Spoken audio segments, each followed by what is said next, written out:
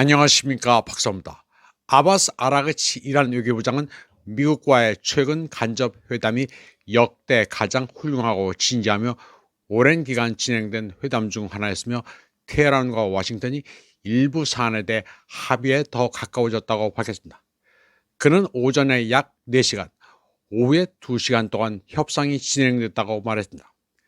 아라그치는 바드르 빈 하마드 알 부사이디 오만 외교부장의 중재로 간접적인 논의가 진행됐으며, IAEA 사무총장 라파엘 그로시도 양측 간의 기술적 이정표를 전달했다고 밝혔습니다. 그는 전반적으로 길고 매우 집중적인 시간 동안 상당한 진전이 이루어졌으며, 핵 문제와 제재 분야 모두에서 합의 요소들에 대한 진지한 검토에 들어갔다고 밝혔습니다. 아라그치는 또 다음 회담이 가까운 시일 내 아마도 일주일 이내 개최될 것으로 결정됐다고 덧붙였습니다. 제재와 관련해 아라그치는 이란이 어떤 조치가 취해져야 하는지, 어떤 미국의 제재가 해제돼야 하는지, 그리고 유엔 안보리에서 제기된 문제에 대해 어떤 절차를 따라야 하는지 등 기대치를 명확히 제시했다고 밝혔습니다. 바가에이 이란 외교부 대변인은 테헤란이 필요한 만큼 협상을 계속할 준비가 돼 있다고 밝혔습니다.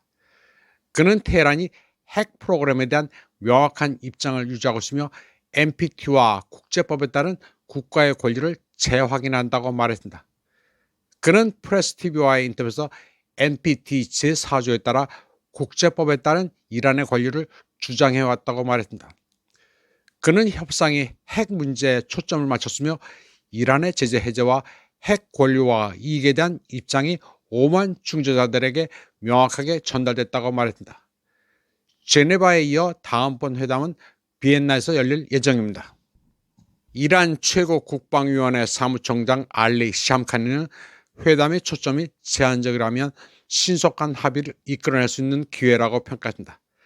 그는 핵심 쟁점이 이란의 핵무기 개발 금지라면 이는 지도자의 파트와, 즉 종교적 칙령, 그리고 이란의 방어 교류와 일치하며 즉각적인 합의가 가능하다고 말했습니다. 그는 이슬람 최고 지도자인 아야톨라 하메네이가 원자폭탄을 포함한 대량 살상 무기의 개발과 사용을 금지하는 결정을 내린 것을 언급하고 있었습니다. 샴카니는 아라그치가 그러한 합의에 도달할 만큼 충분한 지지와 권한을 가지고 있다고 덧붙였습니다. 참고로 샴카니는 이란 정부의 실력자입니다. 서방과 인도는 물론 한국 매체는 샴카니의 딸이 결혼식에서 히잡을 쓰지 않았다고 비방들을 합니다. 더블 스탠다드라고들 하는데, 사실 이란 여성들은 히잡은 선택입니다. 쓸 사람 쓰고 말 사람은 맙니다. 이란 이슬람 공화국은 여성 인권의 수준이 매우 높습니다. 여성의 머리카락이 노출되기도 하고 가리기도 합니다. 지역마다 다 다릅니다. 종교색이 짙은 장소에서는 히잡을 쓰지만 장소에 따라 다릅니다. 다음 소식입니다. 파이낸셜 타임즈 보도에 따르면 이란은 미국과의 핵 협상이 진행되는 가운데 트럼프를 설득하기 위해 경제적 인센티브를 제공하는 방안을 검토하고 있습니다. 이 문제에 정통한 소식통들은 목요일 파이낸셜 타임즈에 테헤란이 석유, 가스, 광업 프로젝트를 포함한 잠재적인 상업적 호재를 워싱턴에 제안하는 것을 고려하고 있지만, 아직 공식적인 제안은 하지 않았다고 전했습니다. 이에 대해 한 고위 미국 관리는 파이낸셜 타임즈에 그러한 제안은 논의된 적이 없다고 밝혔습니다. 다음 순서에서 전해드리는 내용은 미국이 이란의 자원을 먹어보려는 속내가 비치고 있습니다.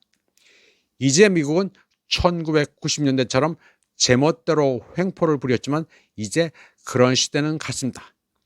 힘 약한 나라라고 미국에 점점 굴복하지는 않습니다. 다음 소식입니다.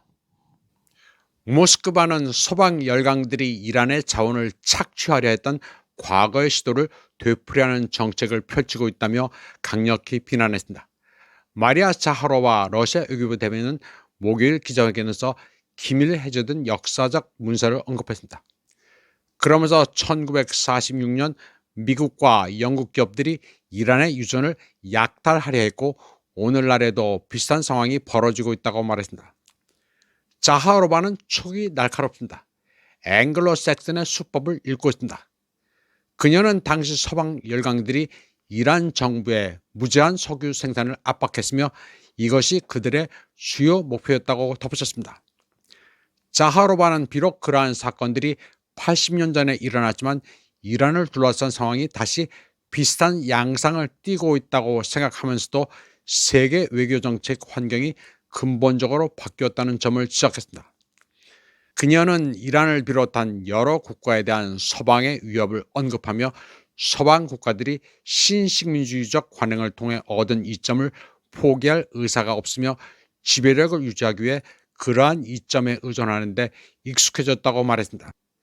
자하로바는 세계 대다수 국가들이 자국의 권리를 옹호하고 국내 경제, 산업, 과학 역량을 구축하며 국가 주권을 강화하는 데 점점 더 힘쓰고 있다고 강조했습니다.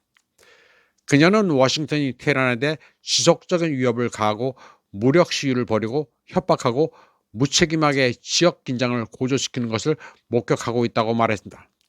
그럼에도 불구하고 러시아와 이란은 양국 국민의 이익을 위해 상호 유익한 협력을 체계적으로 강화해 나가고 있다고 언급했습니다. 1월 말 트럼프는 이란으로 향하는 또 다른 아름다운 함대에 대해 언급하며 합의에 도달하지 못할 경우 2025년 6월 이란 핵시설에 대한 불법 공격보다 훨씬 더 심각한 결과를 초래할 것이라고 말했습니다. 테헤란은 미국의 6월 공격과 같은 군사적 모험주의에 대해 단호하게 대응할 것이라고 선언했습니다. 이번 방송은 여기까지 하겠습니다. 시청해주신 여러분 감사합니다.